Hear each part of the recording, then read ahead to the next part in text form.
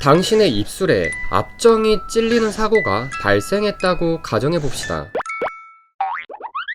매우 아플 것입니다. 근데 만약 그 찔린 앞정을 평생 입술에 박힌 채로 살아가야 하는 저주에 걸린다면 이보다 더 고통스러운 저주는 없을 것입니다.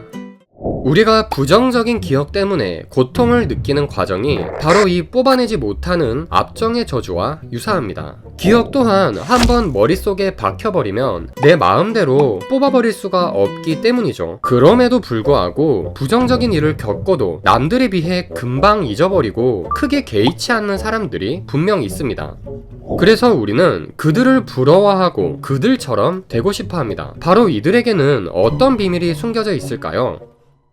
심리학자이자 베스트셀러 작가인 호타 슈고의 저서 나는 왜 생각이 많을까에서는 뇌과학을 통한 부정적인 기억에 대처하는 법을 다루고 있는데요. 우리가 부정적인 기억에서 벗어나지 못하는 큰 이유는 바로 그 기억을 복습하는 습관 때문이라고 저자는 말합니다.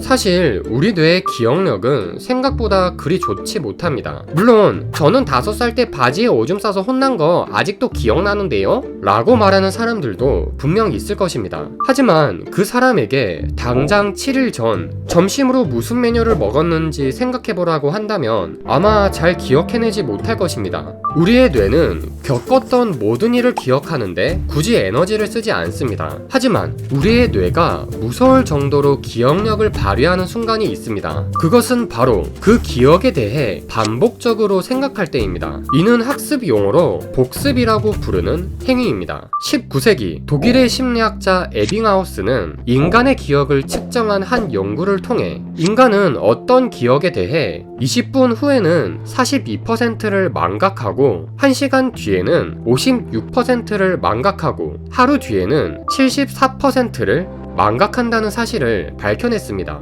이는 인간이 단 하루가 지나도 생각보다 정말 많은 기억들을 잊는다는 사실을 보여주죠. 하지만 10분, 하루, 일주일, 한 달 간격으로 단 4번 정도만 그 기억을 복습해줘도 한 달 뒤 사람들의 기억 망각률은 거의 0%에 수렴하는 놀라운 측정 결과를 보여줬습니다. 이는 안 좋은 기억을 주기적으로 떠올리는 행위는 그 기억을 평생 잊지 못하게 만드는 가장 큰 원인이 된다는 것을 보여줍니다. 일주일 전 먹었던 점심은 먹고 나서 2번 다시 생각하지 않았기 때문에 기억에서 금방 잊혀졌지만 수십 년 전 바지에 오줌을 싸서 혼난 기억은 그 후로도 수십 번은 더 생각했기 때문에 잊지 못하는 것입니다.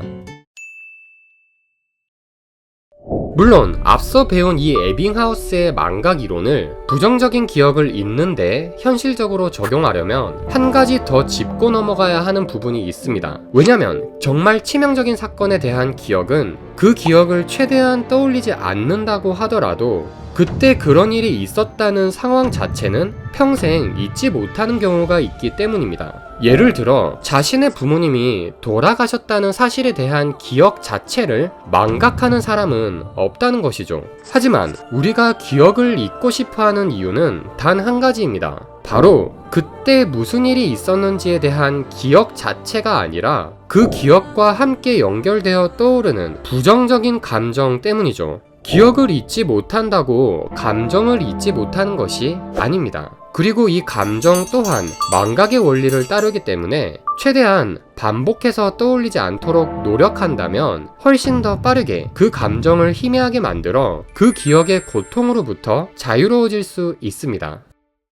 이해가 어려울 수 있으니 그때 그 상황에 대한 기억을 시멘트 벽, 이 기억에 연결된 감정을 페인트라고 제가 한번 비유해 보겠습니다. 이 시멘트 벽에 페인트가 칠해져 있습니다. 그때의 기억과 감정이 연결된 것이죠. 우리는 이 시멘트 벽에는 관심이 없습니다. 페인트에서 나는 그 특유한 냄새가 싫을 뿐이죠. 다행인 것은 시멘트 벽은 무너지지 않아도 페인트 칠 만큼은 시간이 지날수록 점점 벗겨진다는 것입니다. 근데 페인트가 벗겨지려고 할 때마다 자꾸 페인트를 꺼내 다시 덧바르는 행동을 하게 되면 그 페인트는 평생 벗겨지지 않겠죠? 오히려 너무 자주 덧바르면 페인트가 처음보다 더 두꺼워지고 그 마르지 않은 페인트에서 나는 냄새는 더욱 심해지기도 할 것입니다.